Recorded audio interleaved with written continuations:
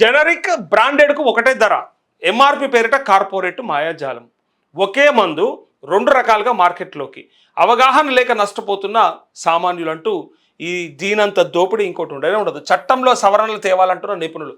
పేదవాడికి వైద్యం భారం కాకూడదనే ఉద్దేశంతో ప్రభుత్వం తీసుకొచ్చిన జనరిక్ మందుల విధానం క్షేత్రస్థాయిలో దారి తప్పుతుంది. పేరుకేమో జనరిక్, కానీ ధరలో మాత్రం బ్రాండెడ్కి ఏమాత్రం తీసుకోని విధంగా కార్పొరేట్ కంపెనీలు సామాన్యుడిని నిలువునా దోసుకుంటున్నాయి. జనరిక్ మందులు వాటి ధరలపై సరైన అవగాహన లేకపోవడం, ప్రభుత్వ పర్యవేక్షణ లోపించడం వంటి అంశాలు ఇప్పుడు ఆందోళన కలిగిస్తున్నాయి. పెద్ద కంపెనీల ద్విముఖ వ్యూహం. పెద్ద కంపెనీలు, కార్పొరేట్ కంపెనీలు జనరిక్లో కూడా చొచ్చిండ్రు. ఇప్పుడు ఏం మాట్లాడుతున్నారు, ఏమంటారు చూడరు. సిప్లా, డాక్టర్ రెడ్డీస్, ఆల్కెమ్ వంటి పెద్ద కంపెనీలు బ్రాండెడ్ జనరిక్స్ మార్కెట్ను వదులుకోలేక ఒకే మందును రెండు రకాలుగా అమ్ముతున్నాయి. ఉదాహరణకు, ఒకే కంపెనీకి చెందిన ఒక యాంటీబయాటిక్ లేదా పారాసిటమాల్ను తమ సొంత బ్రాండ్ పేరుతో ఎక్కువ ధరకు అమ్ముతూ అదే మందును వేరే పేరుతో జనరిక్ మార్కెట్లో తక్కువ ధరకు అమ్ముతున్నాయి. అమెరికా, యూరప్ దేశాలకు ఎగుమతి చేసేటప్పుడు FDA నిబంధనలు పాటించే కంపెనీలు ఇండియాలో మాత్రం గందరగోళాన్ని సృష్టిస్తున్నాయని ఓ డ్రగ్ ఇన్స్పెక్టర్ తెలిపారు. జనరిక్ మెడిసిన్ విషయంలోనూ FDA స్టాండర్డ్స్ పాటించాలని ఆయన పేర్కొన్నారు. ఇగో ఎంఆర్పీల మాయాజాలం ఎట్లా జరుగుతుంది నేను గతంలో కూడా చాలాసార్లు ఎక్స్ప్లెయిన్ చేసిన. ఇగో జనరిక్ మందుల ధర తక్కువ ఉండాలి, కానీ మార్కెట్లో వాటిపై ముద్రిస్తున్న ఎంఆర్పి అంటే మ్యాక్సిమం రిటైల్ ప్రైస్ ఏదైతే ఉందో బ్రాండెడ్ మందులతో సమానంగా ఉంటుంది.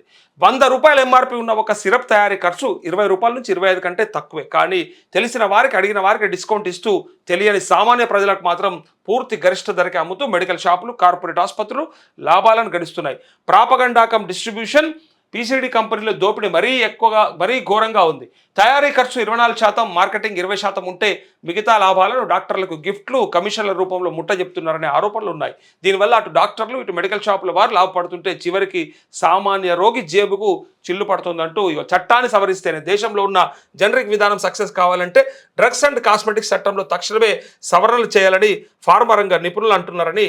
ఇక్కడ చూడండి, ఎవరికి నష్టం అవుతుందయా అంటే ఎటు తిరిగి ఆ రోగికో సామాన్యుడికే నష్టం జరగాలి. వాళ్ళు బాగుండాలి. కంపెనీలు మాత్రం ఎట్టి పరిస్థితులలో బాగుండాలి. వాళ్ళకి ఏ మార్కెట్ను వదులుకోరు, ఏ మార్కెట్ను కూడా ఎట్టి పరిస్థితుల్లో వదులుకోరు. ఇగో చూడండి, ఒక్కసారి సూచిస్తున్నారు. జనరిక్ మందులకు ప్రత్యేక నిబంధనలు ఉండాలి. సామాన్యుడు కూడా సులభంగా గుర్తుపట్టేలా ప్యాకింగ్ ఉండాలి. అమెరికా తరహాలో మందుల లేబుల్పై కేవలం ఫార్ములా పేరు, ఉదాహరణకు పారాసిటమాల్ 500 mg అట్లనే ఉండాలి. కానీ తయారీదారు వివరాలు, బ్యాచ్ నెంబర్, ఎక్స్పైరీ డేట్ మాత్రం ఉండాలి తప్ప పెద్ద పెద్ద అక్షరాలతో బ్రాండ్ పేర్లు ఉండకూడదు. బ్రాండెడ్ మందులతో సమానంగా జనరిక్ మందులకు ఎంఆర్పి నిర్ణయించే పద్ధతిని రద్దు చేయాలి. జనరిక్ ధరలు ఎప్పుడు తక్కువగానే ఉండేలా చట్టం తేవాలి. కంటి తుడుపు చర్యలు పక్కన పెట్టి ప్రభుత్వం నిరంతర ఆడిటింగ్ నిర్వహిస్తేనే సామాన్యుడికి నిజమైన చౌక వైద్యం అందుతుంది. లేదంటే జనరిక్ విధానం కేవలం కార్పొరేట్ కంపెనీల అదనపు ఆదాయ వనరుగా మాత్రం మిగిలిపోతుందని అభిప్రాయం వ్యక్తమవుతున్నాయంటూ కంపెనీలు జనరిక్లకు కూడా వచ్చేసి ఎంఆర్పిని బ్రహ్మాండంగా పెట్టేసి అందులో జనరిక్ అంటే మనం బయట రాస్తారు 50%, 60%, 80% డిస్కౌంట్ అని రాస్తారు. పాపం తెలియని వాళ్ళు పోతే వాడికి ఎంత ఉంటుంది ఇచ్చేస్తారు, వాడు ఎంత ఉంటుందో తెచ్చుకుంటాడు. అంటే కథమైపోవాలన్నట్టు. చూసిరా దోపిడీ ఎన్లా దొరికితే అందులో.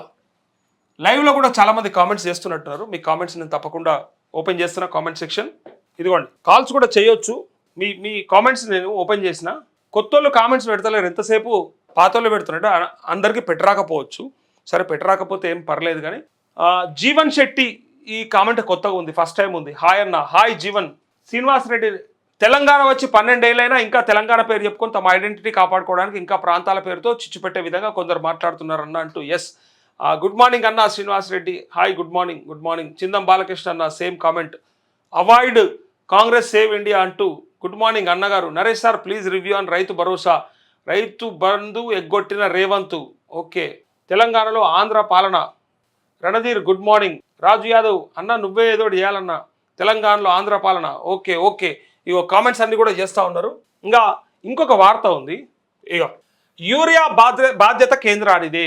సీజన్కు ముందే చేతులెత్తేసిన రాష్ట్ర ప్రభుత్వం, మేమైతే లిఖితపూర్వకంగా ఇండెంట్ పెట్టినాం, సరఫరా బాధ్యత కేంద్రానిదే అని పొన్నం ప్రభాకర్ అంటున్నా. అంటే యూరియా బాధ్యత ఖాళీ కేంద్రందే, మాకు సంబంధం లేదు. మేము ఖాళీ ఇండెంట్ పెడతాం అంతే. మేము ఖాళీ ఎంత అవసరమో ఎంత రిక్వైర్మెంటో పెడతాం, మాకు అంతకుమించి ఏ బాధ్యత లేదని మంచిగా పొన్నం ప్రభాకరు అల్కగా తప్పించుకుంటాడు. చూడు, ఇదే వడ్ల కొనుగోలు విషయం కాస్తే నువ్వు బ్రోకర్ పని చేస్తావా, నువ్వు బ్రోకర్ కానివా, కేంద్రమే కొంటట్టయితే నువ్వు పీకనీకా అని మాట్లాడినటువంటి వాళ్ళు, మరి కేంద్రమే సప్లై చేసేటట్టయితే నువ్వెందుకు ఆయిడా? నీతో పని ఏంది? వాళ్ళు చేస్తారు కరెక్టే, కానీ నువ్వు ఏం చేపిస్తావు? ఇండెంట్ పెట్టి సపరేట్ కూర్చుంటావా, తెప్పించి రైతులకి ఇస్తావా అని ఇలా రాష్ట్రంలో ఉన్నటువంటి రైతులంతా కూడా అడుగుతా ఉన్నారు.